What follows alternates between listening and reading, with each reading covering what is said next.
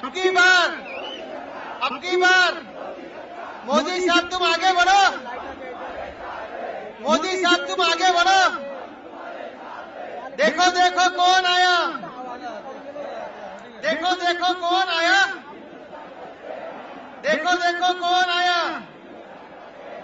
अब की बार, अब की बार, अब की बार, अब की बार देखो देखो कौन आया, देखो देखो कौन आया, देखो देखो कौन आया, देखो देखो कौन आया, देखो देखो कौन आया, देखो देखो कौन आया। मोदी मोदी मोदी मोदी मोदी मोदी मोदी।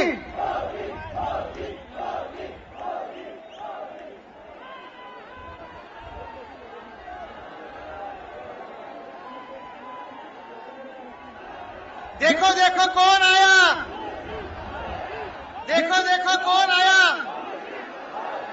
देखो देखो कौन आया। अब की बार, अब की बार, अब की बार, अब की बार देखो देखो कौन आया, देखो देखो कौन आया, देखो देखो कौन आया, देखो देखो कौन आया, देखो देखो कौन आया, देखो देखो कौन आया, देखो देखो कौन आया, देखो देखो कौन आया, देखो देखो कौन आया, देखो देखो कौन आया। अब की बार, अब की बार, अब की बार, अब की बार देखो देखो कौन आया, देखो देखो कौन आया, देखो देखो कौन आया, देखो देखो कौन आया, देखो देखो कौन आया, देखो देखो कौन आया। जोरा जोरा चलो भाई, देखो देखो कौन आया, देखो देखो कौन आया, देखो देखो कौन आया। आपला आवाज तिथपर्यंत पोहोचला पाहिजे, इतका जोरात आवाज काढायचा सर्वांनी। देखो देखो कौन आया, देखो देखो कौन आया, देखो देखो कौन आया, देखो देखो कौन आया। अब की बार, अब की बार, अब की बार, अब की बार, अब की बार मोदी साहब तुम आगे बढ़ो, मोदी साहब तुम आगे बढ़ो। देखो देखो कौन आया, देखो देखो कौन आया। मोदी साहेबांच्या व्यासपीठावर आम्ही स्वागत करतो, देवेंद्र भावांचं स्वागत करतो, डॉक्टर भामरेंचं स्वागत करतो।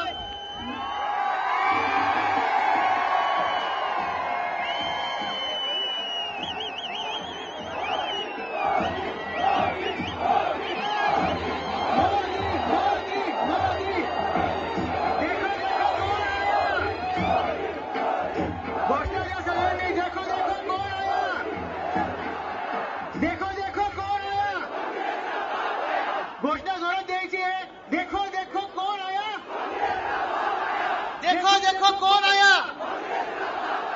अब की बार, अब की बार, अब की बार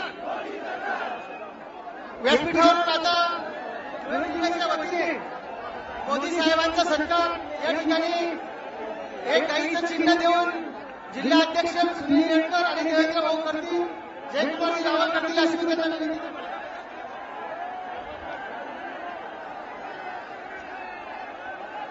अब की बार, अब की बार, अब की बार देखो देखो कौन आया, देखो देखो कौन आया। अब की बार, अब की बार देश का नेता कैसा हो, अरे जोर से बोलो, देश का नेता कैसा हो, देश का नेता कैसा हो।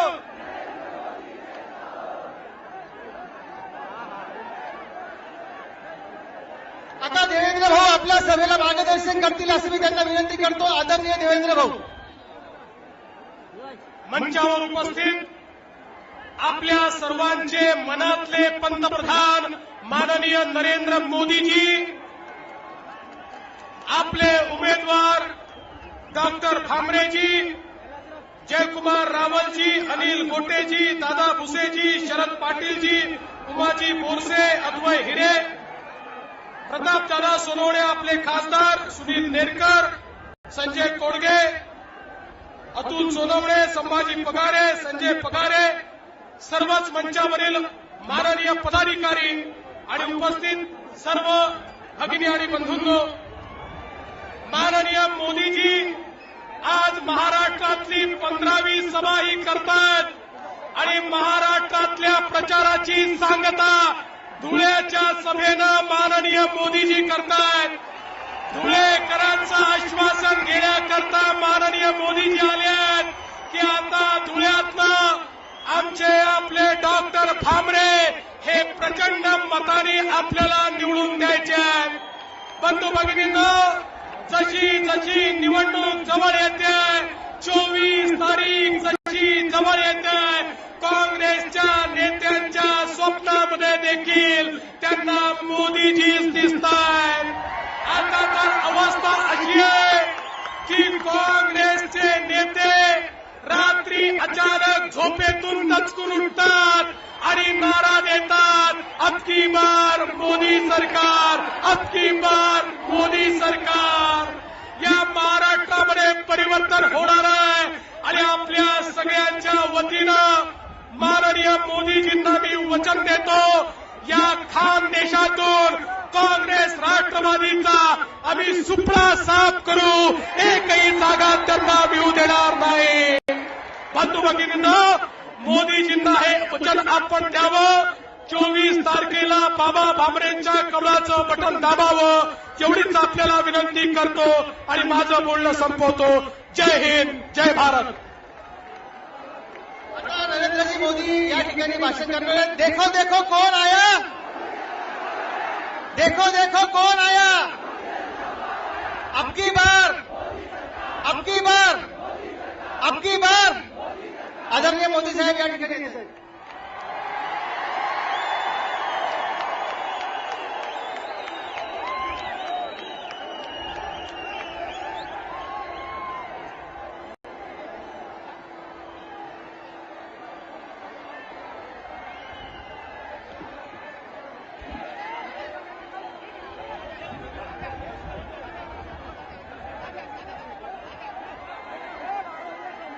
भारत माता की, भारत माता की. अहिराणी मातीले मना राम राम.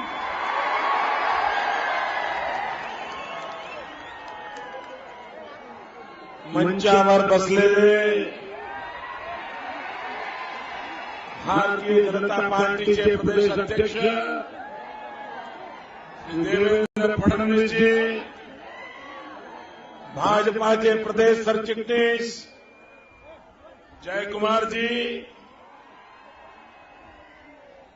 धुळे लोकसभा मतदारसंघाचे खासदार दादासाहेब सोनवणे, धुळे शहराचे आमदार अनिल गोटेजी,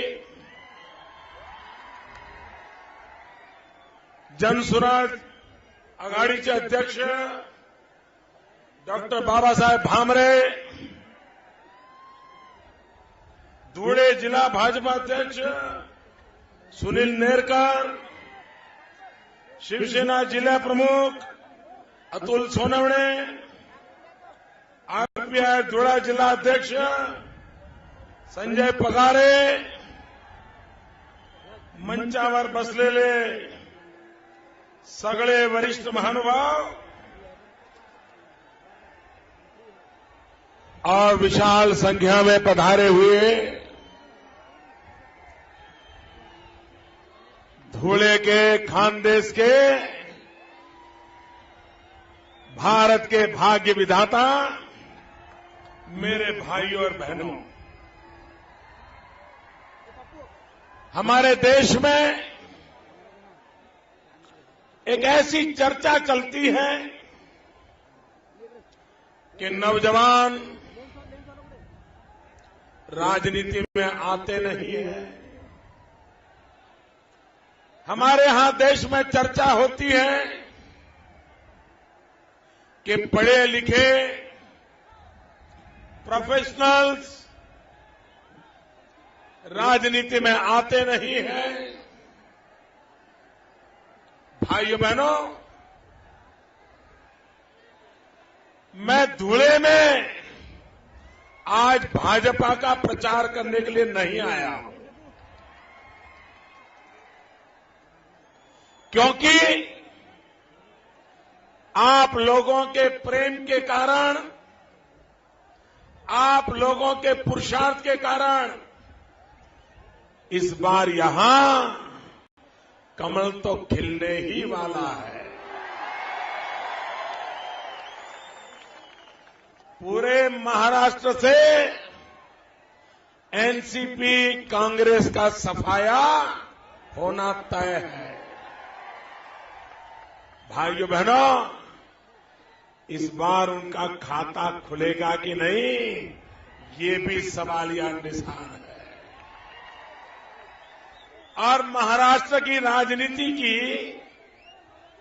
हम लोगों को जितनी समझ है, उससे ज्यादा समझ शरद पवार को है। हवा का रुख क्या है वो हम समझते हैं, उससे पहले शरद पवार समझ लेते हैं। और इसलिए 6 महीने पहले ही उन्होंने घोषणा कर दी वो चुनाव नहीं लड़ेंगे। उनको पता था जिंदगी में इस उम्र में अब हारना नहीं है। बेटी हारे तो भले हारे, उसकी लंबी जिंदगी है, देखा जाएगा। भाइयों बहनों, मैं इसलिए आया हूं, विशेष करके डॉक्टर सुभाष को बधाई देने के लिए आया हूं। आजकल युग में हर इंसान को अपनी कैरियर बनाने की इच्छा होती है। आप कल्पना कर सकते हैं कि एक डॉक्टर के नाते मुंबई जैसी महानगरी में टाटा कैंसर अस्पताल में जिस व्यक्ति का नाम सुनते ही मृत्यु शैया पर सोया हुआ पेशेंट, उसमें विश्वास पैदा हो जाता है कि सुभाष आए हैं, मैं बच जाऊंगा। अब यमराज को भी वापस जाना पड़ेगा। ये जिस डॉक्टर की छवि रही, और सिर्फ मुंबई में नहीं, गुजरात में भी अगर कैंसर अस्पताल जाना है तो ट्रीटमेंट तो डॉक्टर सुभाष से करवाएंगे, ये आमतौर पर हमारे यहां लोग मानते हैं। ऐसे व्यक्ति ने व्यक्तिगत जीवन की इतनी बड़ी कैरियर छोड़ करके अपने वतन के लोगों की सेवा करने के लिए, आदिवासियों की, पिछड़े लोगों की, गरीबों की सेवा करने के लिए मुंबई का प्रतिष्ठित गौरवभर जीवन छोड़ के आपके नगर में आकर के उसने सेवा का यज्ञ चालू किया। और भाइयों बहनों, डॉक्टर सुभाष ये सिर्फ धुले जिले का नहीं, भारत की संसद का गहना बनेगा, ये मैं विश्वास जताता हूं।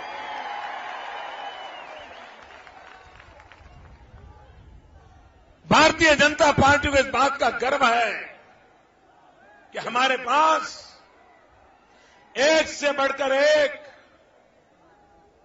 शिक्षा दीक्षा प्राप्त किए हुए, समाज के लिए त्याग किए हुए अच्छी अच्छी प्रतिष्ठित जगहों को छोड़ करके गरीब बस्तियों में जाकर के जिंदगी खपाने वाले लाखों कार्यकर्ताओं की फौज है और यही तो हमारी अमानत है और उसमें एक सुभाष है। भाइयों बहनों,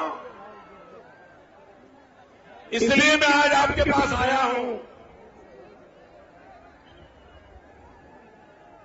जो पहले दौर का मतदान हुआ,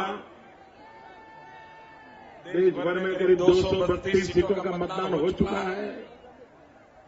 इन 232 सीटों के मतदान ने दो काम कर दिए हैं। एक, दिल्ली में जो अभी मां बेटे की सरकार है, उसकी विदाई तय हो गई है। और आपने देखा होगा, ये मां बेटे पहले तो बड़ी संयत भाषा में बोलते थे, बहुत बड़ा निर्दोष चेहरा रख करके बोलते थे, हल्की फुल्की बात बता के चले जाते थे। लेकिन पहले दो दौर के मतदान के बाद उनका हौसला पस्त हो गया है। उनका बॉडी लैंग्वेज देखो, उनकी भाषा देखो, कैसा गुस्सा करने लगे। क्योंकि अब ये पक्का हो गया है, इनका जाना तय है। 232 सीटों के मतदाताओं ने जैसे इनको निकालना तय कर लिया है, इसलिए अब उन्होंने नई आने वाली सरकार की मजबूत नींव भी रख दी है। ये दो काम तो हो चुके, अब आपका काम है मजबूत सरकार बनाना। भाइयों बहनों, आप मुझे कहिए, दिल्ली में कैसी सरकार चाहिए?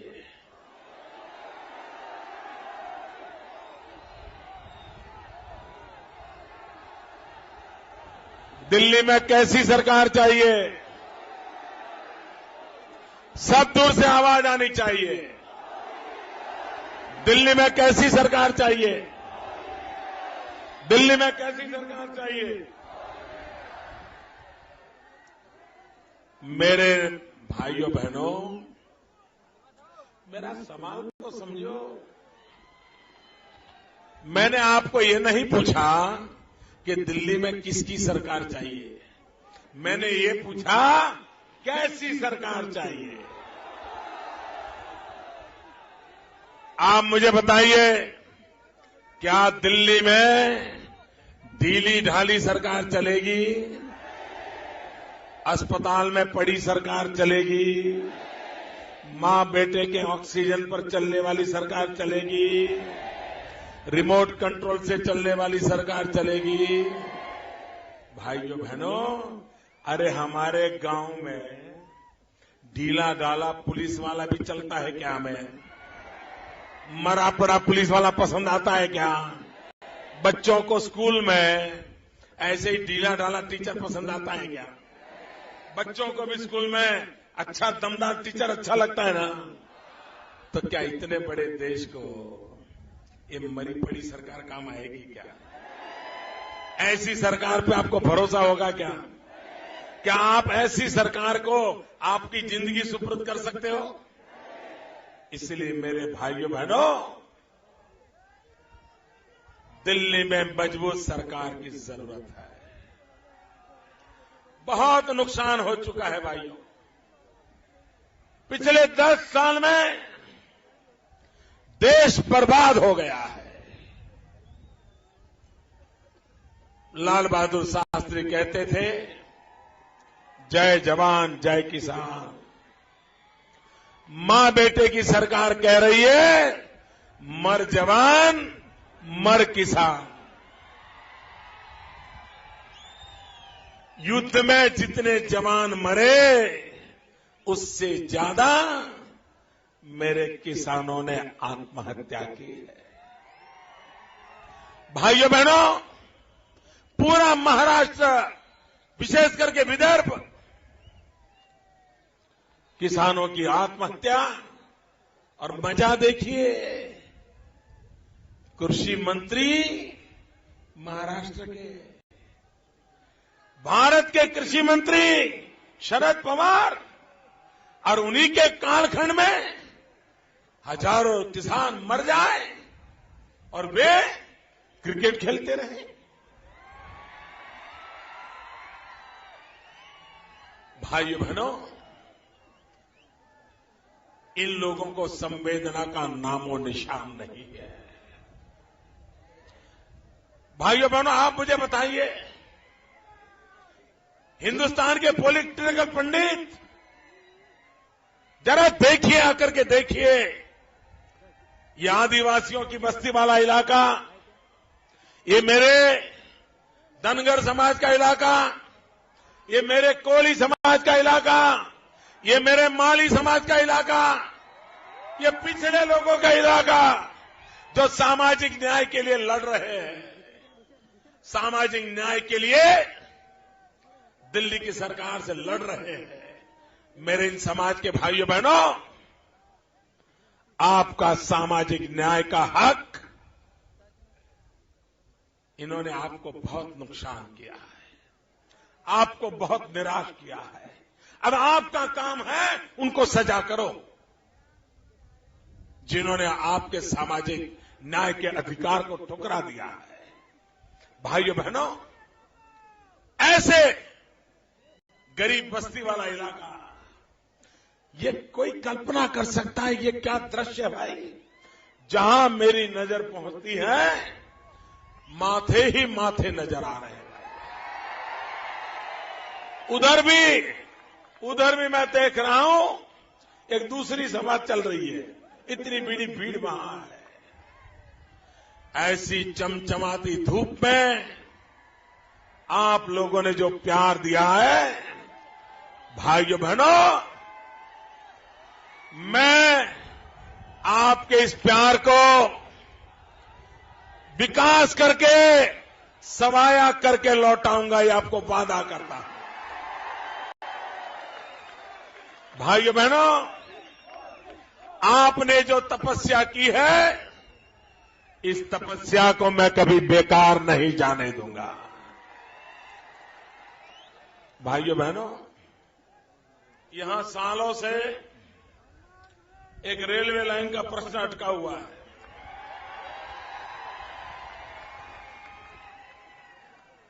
भाइयों बहनों, ये सिर्फ अटका हुआ नहीं है। मैं इन दिनों हिंदुस्तान में जहां जाता हूं, हर सभा में रेलवे का एक सवाल तो आता ही आता है। मैं हैरान हूं, इन्होंने किया क्या इतने साल? मनमाड़ इंदौर रेलवे, भाइयों बहनों, रेलवे के संबंध में आमूलचूल परिवर्तन करने की जरूरत है। रेलवे को शक्तिशाली बनाने की आवश्यकता है। और भाइयों बहनों, दिल्ली मुंबई इंडस्ट्रियल कॉरिडोर जो बन रहा है, उसका जब सबसे ज्यादा फायदा गुजरात को मिलने वाला है, और उसके बाद सबसे ज्यादा फायदा इस इलाके को मिलने वाला है। भाइयों, इसलिए गुजरात के साथ साथ आपका भला भी निश्चित है, लिख के रखो। मेरे किसान भाइयों बहनों, आप मुझे बताइए, आप कपास की खेती करते हैं? क्या कपास की खेती होती है? और कपास बेचने के लिए कहां जाते हो? क्या ये अच्छी चीज है क्या? ऐसा क्यों? अरे महाराष्ट्र के मुख्यमंत्री जी, ये बयानबाजी बंद करो, मोदी को ललकारना बंद करो। ये महाराष्ट्र के किसानों को जवाब दो कि महाराष्ट्र से जलगांव तक के लोगों को ट्रकों का खर्चा करके गुजरात में कपास बेचने के लिए क्यों जाना पड़ रहा है? क्या आप इतना भी नहीं कर पाए? मुझे मेरे गुजरात में महाराष्ट्र के किसानों के लिए अलग बैंकों की ब्रांच खोलनी पड़ी, क्योंकि कपास लेके आते हैं और कैश पैसे लेके बेचारे कहां जाए। मैंने बैंक खोल दी। मैंने कहा चिंता मत करो, रास्ते में खर्चा चाहिए इतना ले जाओ, बाकी रुपया सीधा सीधा उधर आपकी बैंक में डाल दूंगा। ये छोटे छोटे काम भी इनको नहीं आते, इनको कुछ करना ही नहीं है, इनको आपको बर्बाद कर दिया। और ये ऐसे लोग हैं, देखिए कैसी सरकारें चलाई है। जहां कोयला होता है, बिजली का कारखाना वहीं पर लगना चाहिए कि नहीं लगना चाहिए? तो खर्चा कम आएगा कि नहीं आएगा? जरा बताओ ना भाई, खर्चा कम आएगा कि नहीं आएगा? ये इन लोगों ने क्या किया?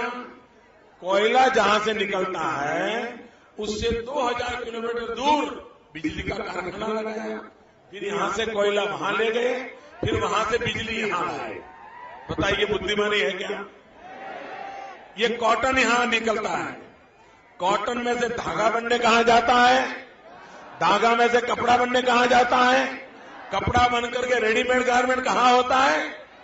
यहां से कॉटन निकलता है, कोयम्बतूर तमिलनाडु तक भ्रमण करते करते करते बाद में बेचारा कपड़ा तैयार होता है, या तो कोई ड्रेस तैयार होता है। मुझे बताइए इस स्थिति को बदला जा सकता है नहीं? भाइयों बहनों, मेरा सपना है जहां पर भी कपास पैदा होता होगा उस इलाके में मेरे मन में एक 5F फॉर्मूला है। 5F 5F formula. पहला है फार्म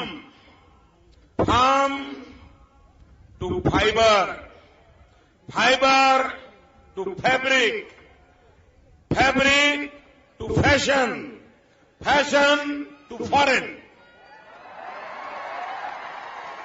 जहां कपास पैदा होगा वहीं धागा बनेगा, जहां धागा बनेगा वहीं कपड़ा बनेगा, जहां कपड़ा बनेगा वहीं रेडीमेड कपड़े बनेंगे, जहां से रेडीमेड कपड़े बनेंगे वहीं से दुनिया के बाजार में बेचा जाएगा। मेरा खेडूत सुखी होगा कि नहीं होगा? आप बताइए, होगा कि नहीं होगा? आपको समझ आता है ना? मेरी बात गले उतरती है ना? ये दिल्ली वालों को समझ नहीं आता।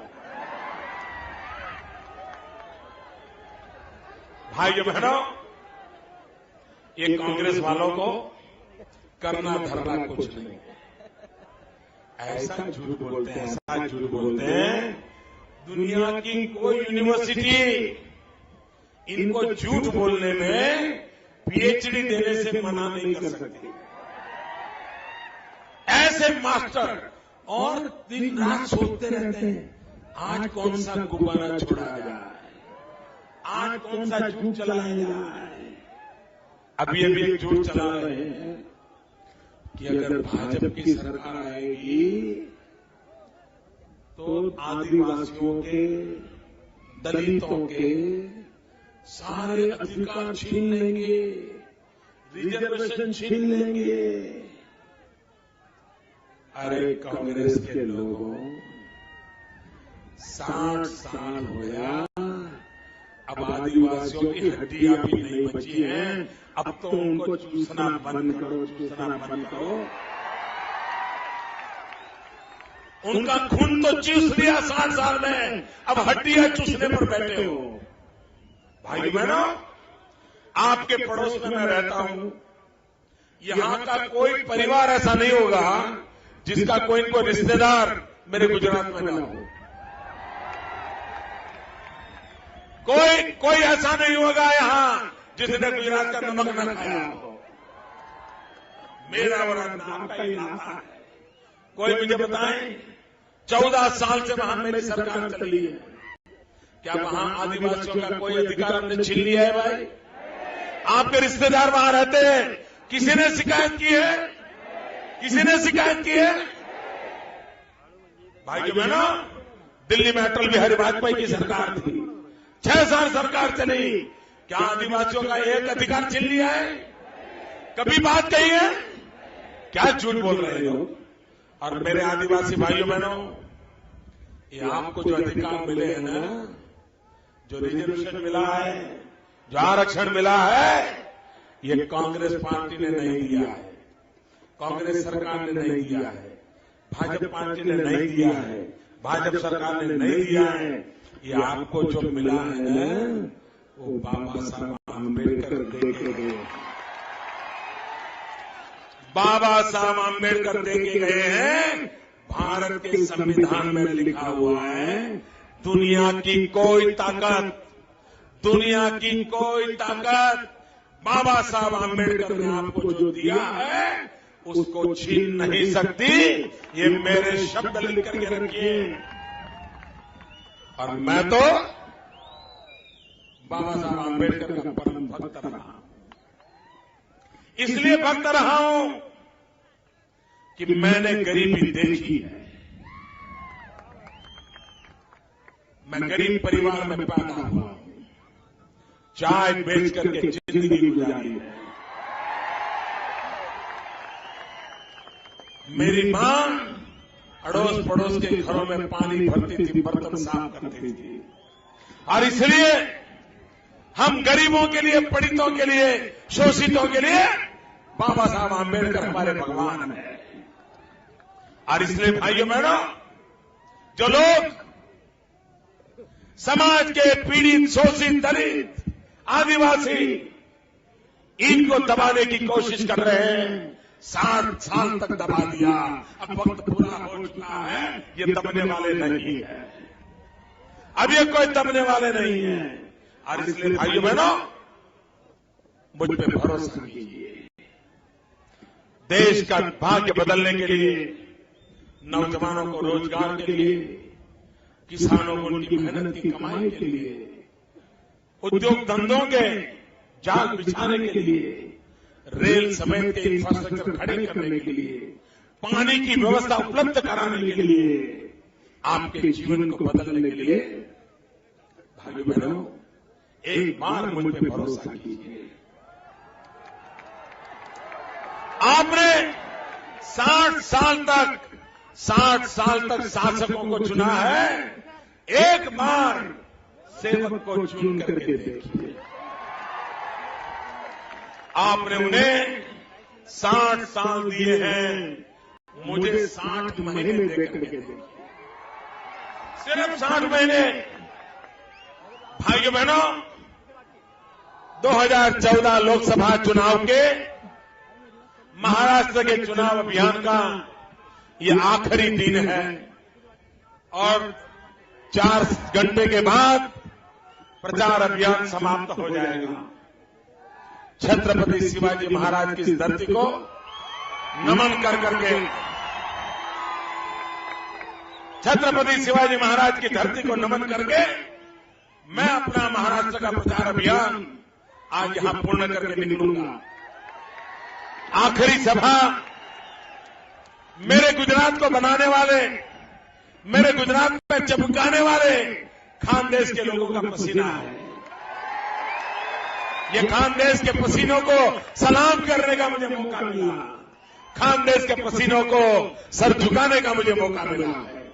और मैं खानदेश की धरती से 24 तारीख को महाराष्ट्र में जो मतदान होने वाला है, उन सभी लोगों को, और पूरे हिंदुस्तान में 24 तारीख को जहां मतदान होने वाला है, उन सभी मतदाताओं को मैं कहता हूं, अब आपकी जिम्मेवारी ज्यादा है।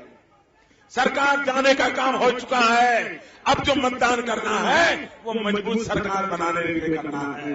अब जो मतदान करना है आपके भाग्य को बदलने के लिए करना है। अब जो मतदान करना है 18 से 28 की उम्र के नौजवानों के जीवन की चिंता करने के लिए करना है। आप बहुत भारी मात्रा में मतदान करेंगे, भारतीय जनता पार्टी को जिताएंगे, महाराष्ट्र में महायुति को जिताएंगे। बहुत बहुत धन्यवाद। भारत माता की।